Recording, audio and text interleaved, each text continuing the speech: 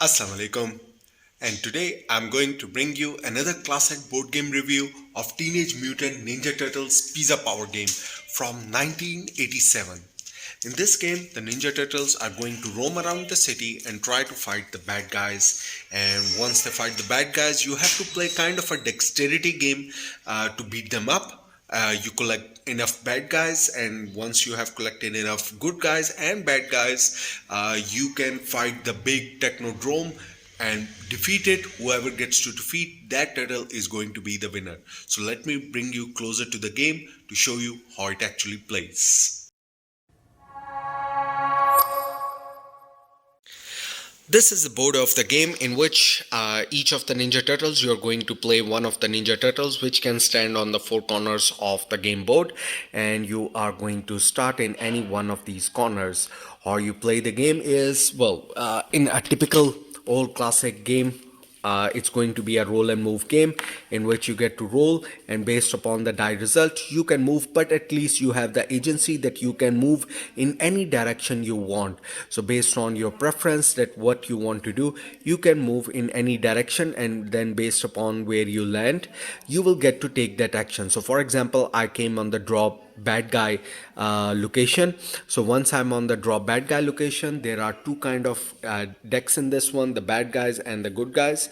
So I will be drawing a card for the bad guys, and once I open the card for the bad guys, it's going to show me two things. First of all, it's going to show me a color which shows which district they are going to appear on, and each of these districts have a border. For example, this is purple, orange, yellow and a green. So this punk will go to the green district, and it has a power of 1.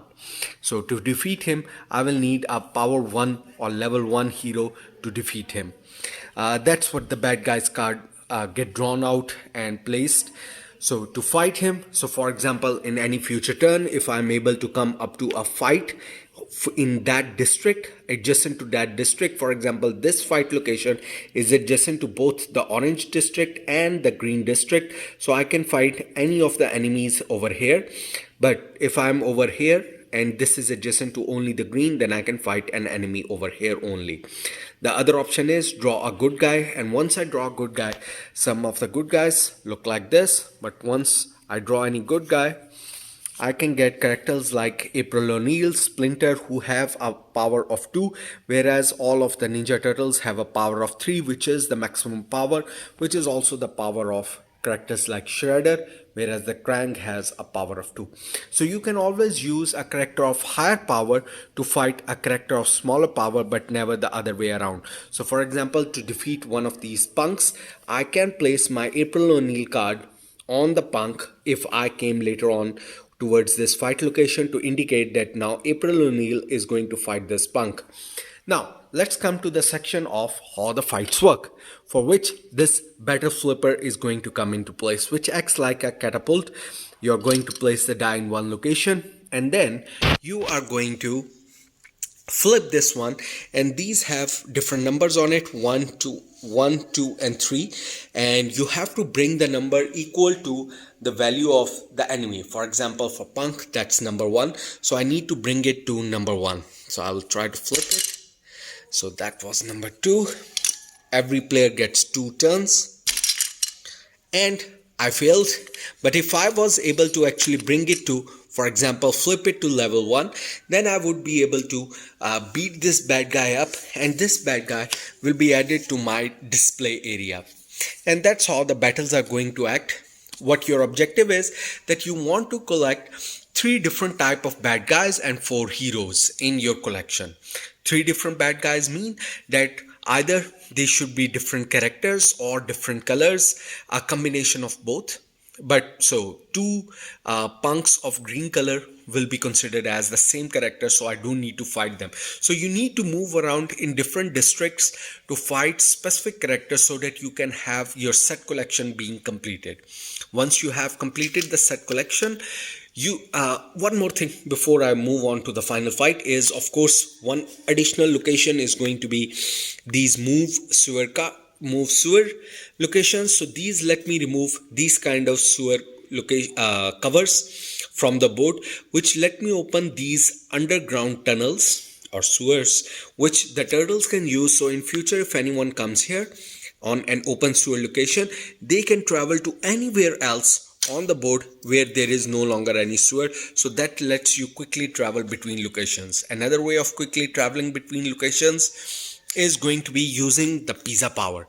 So once anyone comes on the pizza power location, there is a spinner in the center which is going to be flipped, on which 75% of the time you are going to get a chance that you can go anywhere, but 25% chance is that you are going to lose a good guy card.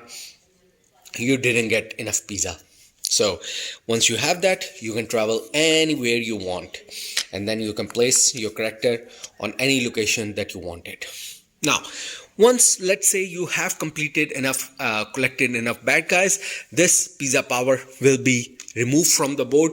Well, it will be placed just next to the board because you still get to use the pizza power, but the Technodrome location will be opened up, and now you can use any of these inner fight locations to fight the main bad guy, which is going to be the Technodrome.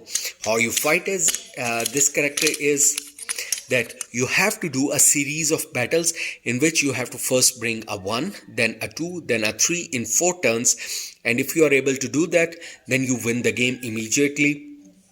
If you are unsuccessful, then you get to resume your game from the starting point in the corner of the board. You don't lose any heroes, you just restart from there, and you have to travel all the way back to any of these fight locations and then retry to fight him.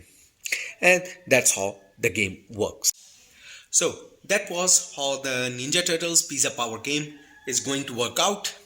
Now, this used to be one of my favorite action games when I was young, and it still has a lot of fun moments in it because it gives you the agency, even though it's a roll and move.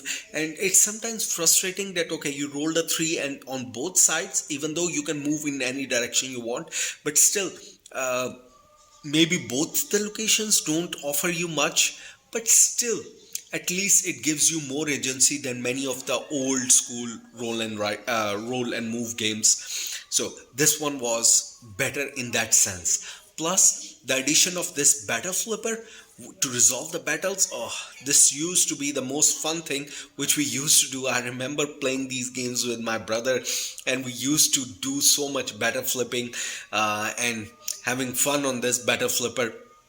So even though it's a very simple contraption and sometimes also frustrating that why they couldn't make the edges a little bit bigger, why it's so difficult to bring a 3, but it is possible. You can slowly become um, a master in it. So first time play, you might not get good results, but the more you keep on playing, the better you are going to get in this game.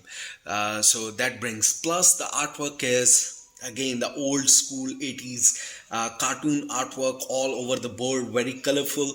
So from artwork, the components it used to have standees, it used to be a fabulous game. And if someone is looking for an old school fun game, then this sure is a recommended game from my side. That's it for me. Happy gaming.